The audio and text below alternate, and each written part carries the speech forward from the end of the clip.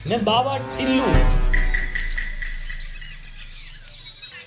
बाबा बाबा मारी प्रॉब्लम दूर करो।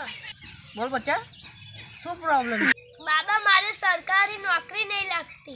કેટલો બનેલો છું? अबड़ हूँ।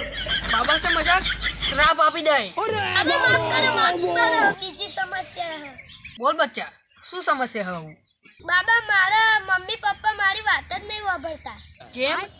बेरा फिर से मजाक?